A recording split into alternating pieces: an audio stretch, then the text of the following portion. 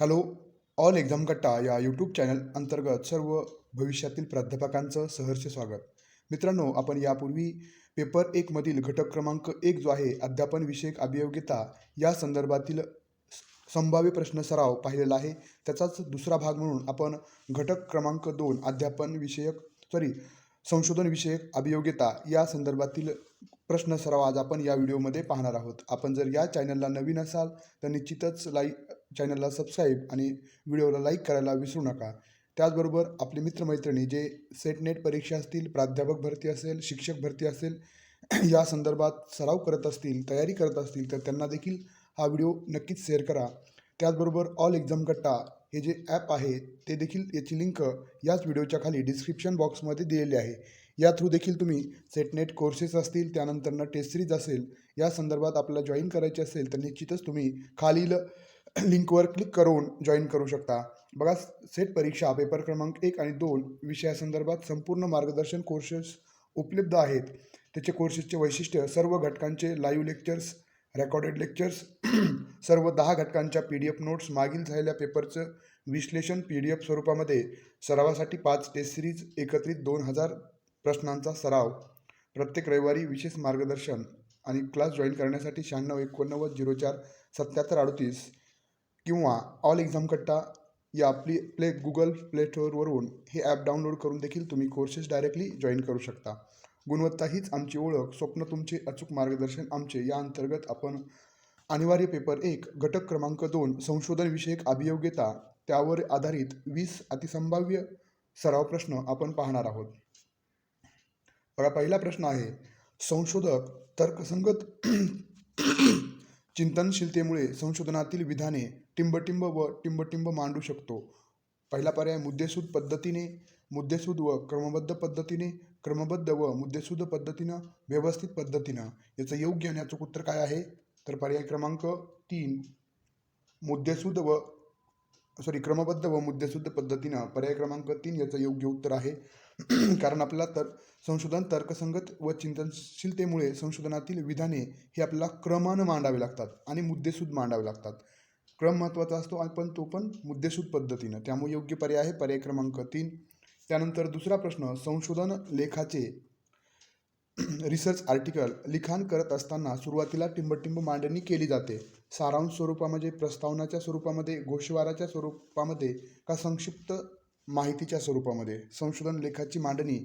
बघा, आपण जे रिसर्च आर्टिकल लिहित असतो त्याची मांडणी कशी केली जाते? तर त्याचं योग्य उत्तर आहे पर्याय क्रमांक 1 सारांश स्वरूपामध्ये. त्यामुळं पहिला पर्याय योग्य आहे. त्यानंतरनं प्रश्न तिसरा, संशोधन पत्रिका संदर्भातील अचूक विधान ओळखा. उच्च प्रभाव निर्देशांक म्हणजे इतर पत्रिकापेक्षा महत्त्वाच्या पत्रिका होय. संशोधन पत्रिका या संशोधनासाठी मार्गदर्शक ठरतात. संशोधन पत्रिका दीर्घ संशोधनासाठी वापरतात. वरीलपैकी सर्व.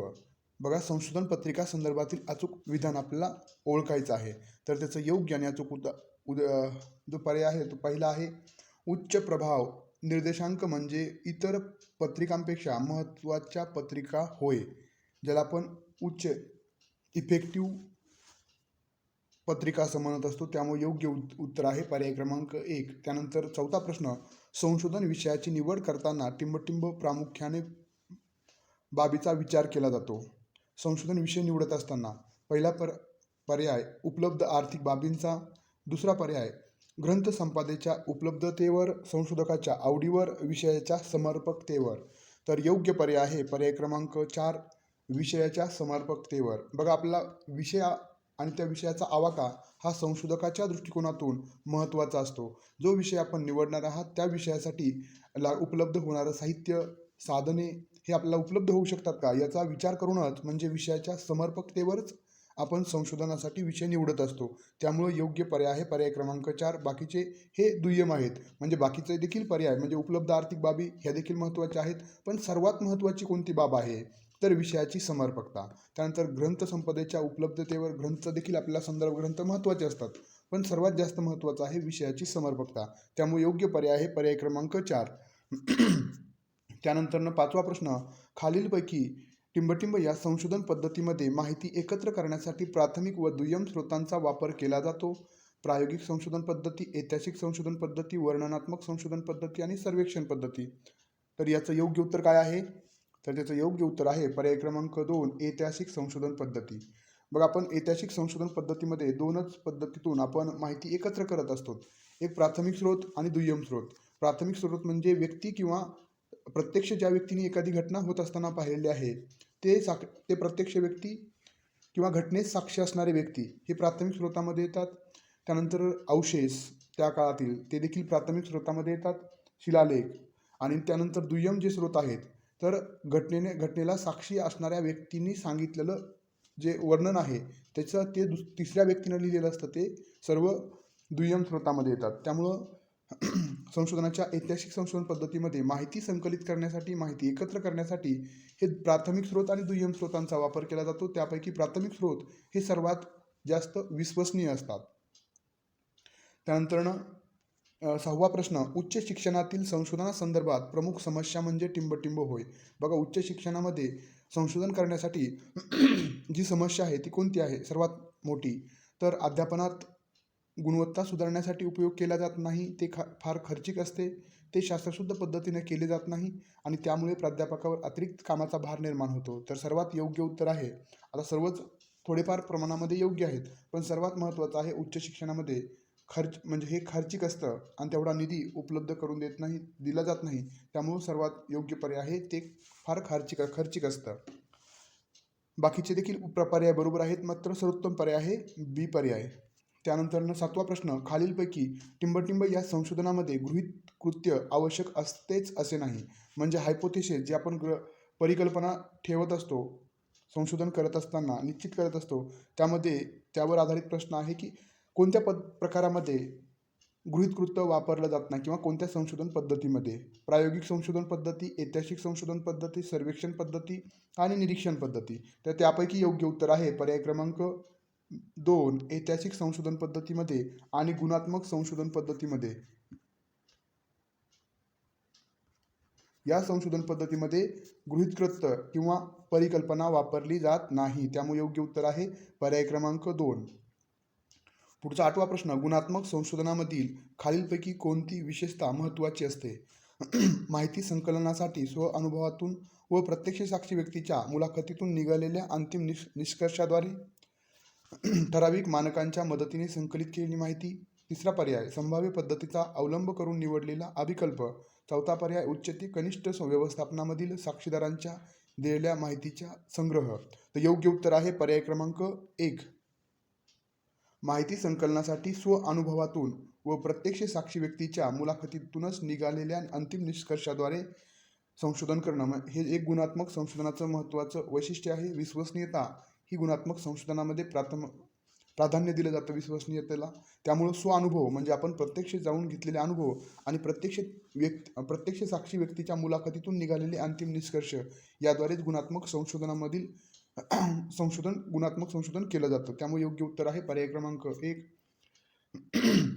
9वा प्रश्न, मेंदूच्या गंभीर इजाच्या परिणामाचा अभ्यास करण्यासाठी एका संशोधकानं अशा 4 लोकांचा सखोल अभ्यास केला की ज्यांच्या मेंदूला गंभीर स्वरूपाचा इजा झाली होती. त्यांच्या वैद्यकीय व मानसशास्त्रीय तपासण्या करण्यात आल्या आणि त्याचा पूर्व इतिहास गोळा करण्यात आला. पुढीलपैकी कोणत्या पद्धतीचे हे उदाहरण आहे? संशोधनामधील ज्या पद्धती आहेत त्यापैकी हे वरील जे विषय आहे तो कोणत्या संशोधन पद्धतीतून हाताळला जातो? केस स्टडी पद्धत, प्रायोगिक पद्धती, निरीक्षण पद्धती, सर्वेक्षण पद्धती. तर योग्य उत्तर आहे पर्याय क्रमांक केस स्टडी पद्धतीनं याचा अभ्यास केला जातो. त्यामुळे योग्य उत्तर आहे पर्याय क्रमांक 1. बघा, एका व्यक्तीचे सर्व माहिती घेणं ही केस स्टडीच्या पद्धतीनंच शक्य होतं, म्हणजे व्यक्ती अभ्यास ज्याला आपण म्हणतो. त्यानंतर 10वा प्रश्न, खालीलपैकी कोणते विधान योग्य आहे? संशोधनात उद्देश प्रश्नाच्या स्वरूपात असू शकतो. संशोधनात उद्देश विधानाच्या स्वरूपात असू शकतो. संशोधनात उद्देश प्रबंधाच्या प्रथम अध्यायामध्ये वर्णन केलेला असतो. वरीलपैकी सर्व. तर याचं योग्य उत्तर आहे संशोधनातील उद्देश हा प्रबंधाच्या प्रथम अध्यायात वर्णन केलेला असतो. त्यामुळे योग्य पर्याय आहे पर्याय क्रमांक 3. त्यानंतर 11वा प्रश्न, संशोधन करण्यासाठी टिंबटिंब विषय निवडत असतो. सोपा, अवघड, संशोधन योग्यतेनुसार, संशोधनाच्या अभिवृत्तीनुसार. तर संशोधन करत असताना, संशोधन करत असताना संशोधक विषय निवडत असताना कोणत्या गोष्टीचा विचार करत असतो? तर यापैकी योग्य जो पर्याय आहे तो संशोधनाच्या अभिवृत्तीनुसार म्हणजे त्याच्या आवडीनुसार, आणि त्यामुळे योग्य उत्तर आहे पर्याय क्रमांक 4. पुढे 12वा प्रश्न, संशोधनातील टिंबटिंब हा प्रकार संशोधनातील गुणवत्ता तपासण्याचे काम करतो. प्रायोगिक संशोधन, संख्यात्मक संशोधन, गुणात्मक संशोधन, कृती संशोधन. बघा, गुणवत्ता तपासण्यासाठी गुणात्मक संशोधन केलं जातं, त्यामुळे योग्य उत्तर आहे पर्याय क्रमांक 3. पुढचा प्रश्न 13वा. बघा, आपल्या ऑल एक्झाम कट्टा या चॅनलच्या माध्यमातून आणि क्लासेसच्या माध्यमातून जे आपले सेट नेट उत्तीर्ण विद्यार्थी आहेत त्यांचा देखील रिझल्ट मागील वर्षाचा ते आपण पाहू शकता. सेट परीक्षा पेपर 1 आणि 2 याच्या विषयाच्या टेस्ट सिरीज देखील आपण उपलब्ध करून देत आहोत. त्याचं वैशिष्ट्य सर्व घटकाच्या अभ्यासक्रमाचा समावेश असणारी, पेपर पॅटर्ननुसार प्रश्नांची निर्मिती असणारे आणि प्रश्नांचं विश्लेषण असणारी टेस्ट सिरीज. पेपर 1 व पेपर 2 प्रत्येकी 5 टेस्ट सिरीज आपल्याला उपलब्ध होणार आहेत. सेट नेट उत्तीर्ण प्राध्यापकांच्या अभ्यासातून प्रश्नांची निर्मिती, माफक शुल्क फक्त पेपर 1 साठी ₹200 5 टेस्ट सिरीजला आणि पेपर 2 साठी ₹300 5 टेस्ट सिरीजला. त्यासाठी देखील तुम्हाला ऑल एक्झाम कट्टा ॲप डाउनलोड करायचे, त्यावर तुम्हाला सर्व माहिती उपलब्ध होणार आहे. बघा, 13वा प्रश्न, अध्ययन अध्यापन प्रक्रियेतील त्रुटी शोधण्यासाठी नैदानिक कसोट्या वापरल्या जातात, तर त्यावरील उपायासाठी काय केलं जातं? प्रमाणित कसोट्या वापरल्या जातात, संपादित कसोट्या, का उपचारात्मक अध्यापन, का उत्तर कसोटी? तर योग्य उत्तर आहे उपचारात्मक अध्यापन. बघा, निदान केलं, नैदानिक चाचण्यातून आपण काय करतो, निदान करत असतो आणि निदान पूर्ण झाल्यानंतर त्यावर उपचार करावे लागतात, त्यामुळे उपचारात्मक अध्यापन हे केलं जातं. जे नेमकं काय विद्यार्थ्यांना कोणत्या संकल्पना समजल्या नाहीत ह्या जाणून घेऊन आपण उपचारात्मक अध्यापन करत असतो. त्यानंतर 14वा प्रश्न, सरासरी विचलन टिंबटिंब परिस्थितीमध्ये घडून येते. सामान्यतः अनियमितपणा किंवा अस्थिरता. सर्वच परिस्थितीमध्ये. चतुर्थ विचलन परिस्थितीमध्ये वरीलपैकी एकही नाही. योग्य उत्तर आहे चतुर्थ विचलन परिस्थितीमध्ये सरासरी विचलन हे आपल्याला झालेलं दिसून येतं, त्यामुळे योग्य पर्याय आहे पर्याय क्रमांक 3. त्यानंतर 15वा प्रश्न, संशोधन पत्रिकेतील टिंबटिंब म्हणजे संशोधन पत्रिकेतील गुणवत्तेचा मापन करण्याचा एकक होय. सायंटिस्ट इंडेक्स, इम्पॅक्ट इंडेक्स आणि इंडेक्स फॅक्टर प्रकाशन. तर संशोधन पत्रिकेतील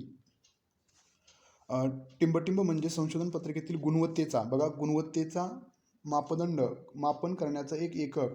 तर गुणवत्तेचं मापदंड करण्याचा एकक आहे इम्पॅक्ट म्हणजे परिणाम फॅक्टर, इम्पॅक्ट फॅक्टर. त्यामुळे योग्य पर्याय आहे पर्याय क्रमांक 2. त्यानंतर 16वा प्रश्न, संशोधन आराखड्यामध्ये खालीलपैकी कोणत्या बाबींचा समावेश होतो? पहिला पर्याय, गुणात्मक व संख्यात्मक पद्धतीपैकी एका पद्धतीची निवड, सैद्धांतिक आधार नसलेले संशोधन करण्याचा मार्ग, संकलन व विश्लेषण यासाठी तयार केलेली माहितीची चौकट, संशोधन फलितांचे सादरीकरण करण्याची पद्धत. योग्य पर्याय आहे पर्याय क्रमांक 3, संकलन व विश्लेषण यासाठी तयार केलेली माहितीची चौकट. पर्याय क्रमांक 3 योग्य आहे. पुढचा 17वा प्रश्न, संख्यात्मक संशोधनातील नमुना निवड टिंबटिंब प्रकारची असते. सहेतुक नमुना निवड, यादृच्छिक नमुना निवड, पद्धतशीर नमुना निवड, का वरीलपैकी सर्व? बघा, संख्यात्मक संशोधनातील नमुना निवड ही वरीलपैकी सर्वच पद्धतीनं निवडली जाते, त्यामुळे योग्य पर्याय आहे म्हणजे हेतुपूर्वक आपण नमुना सॅम्पलिंग घेत असतो. रँडमली, यादृच्छिक म्हणजे रँडमली आणि पद्धतशीर नमुना निवड या तीनही पद्धती आपण संख्यात्मक संशोधनामध्ये वापरत असतो, त्यामुळे योग्य उत्तर आहे पर्याय क्रमांक 4. 18वा प्रश्न, संशोधनामधील परिकल्पना ही टिंबटिंब असते. संशोधन समस्याचं निराकरण, संशोधन समस्येचं अपेक्षित उत्तर, भविष्याचा वेध घेणारी, समस्येचा शोध घेणारी. योग्य उत्तर आहे संशोधना समस्येचे अपेक्षित उत्तर, त्यामुळे योग्य पर्याय आहे पर्याय क्रमांक 2. पुढचा 19वा प्रश्न, संस्थेचा इतिहास, व्यक्ती चरित्र या संबंधित सखोल संशोधन करण्यासाठी खालीलपैकी कोणती संशोधन पद्धती उपयुक्त ठरेल? ऐतिहासिक संशोधन पद्धती, व्यक्तिअभ्यास संशोधन पद्धती, वर्णनात्मक संशोधन पद्धती, वरीलपैकी नाही. तर योग्य उत्तर आहे पर्याय क्रमांक ऐतिहासिक संशोधन पद्धती, ज्याच्या माध्यमातून आपण संस्थेचा इतिहास जाणू शकतो आणि व्यक्तीचे चरित्र, जे व्यक्तीचं घडून गेले ते देखील आपण त्याचा अभ्यास करू शकतो, त्यामुळे योग्य उत्तर आहे पर्याय क्रमांक 1. 20वा प्रश्न, संशोधन प्रक्रियेमधील शेवटचा टप्पा म्हणजे टिंबटिंब होय. संशोधन पद्धतीचा शेवटचा टप्पा जो असतो त्याला आपण काय म्हणतो? संशोधनातील निष्कर्ष, पुढील संशोधनासाठी विषय सुचवणे, अहवाल लेखन, संशोधनातील संदर्भ सूची. योग्य पर्याय आहे अहवाल लेखन. संशोधनातील शेवटचा टप्पा म्हणजे अहवाल लेखन झालं की तुमचं संशोधन पूर्ण झालं असं म्हटलं जातं. अशा पद्धतीनं आपण पेपर क्रमांक 1, पेपर क्रमांक 2, सेट नेट याचे देखील मार्गदर्शनपर कोर्सेस पण उपलब्ध करून दिलेले आहेत ऑल एक्झाम कट्टा या यूट्यूब चॅनलच्या माध्यमातून. त्यानंतर पेपर क्रमांक 1 आणि पेपर 2चे टेस्ट सिरीज देखील आपण त्याच ॲपच्या माध्यमातून उपलब्ध करून देत आहोत. त्याबरोबरच MPSC प्राध्यापक भरती, त्यानंतरनं विद्यापीठीय प्राध्यापक भरती, त्याबरोबरच पेट परीक्षा, वेगवेगळ्या विद्यापीठाच्या त्याच्या संदर्भातील माहितीचे कोर्सेस हे देखील आपण ॲपच्या माध्यमातून उपलब्ध करून देत आहोत. जेणेकरून म्हणजे प्राध्यापक होण्यासाठीची पात्रता आणि प्राध्यापक झाल्यानंतरचं जे तुम्हाला वेगवेगळ्या संधी आहेत, या सर्व संधीसंदर्भात आपल्या चॅनलच्या माध्यमातून वेळोवेळी माहिती मिळत असते. त्यामुळं आपण जर नवीन असाल तर निश्चितच चॅनलला सबस्क्राईब करायला विसरू नका, जेणेकरून आपल्याला सर्व अद्ययावत माहिती किंवा अपडेट्स मिळत राहणार आहेत. हा व्हिडिओ आवडला असेल तर निश्चितच आपले मित्रमैत्रिणी जी तयारी करत आहेत सेट नेट परीक्षेची, त्यांना शेअर करायला विसरू नका. धन्यवाद.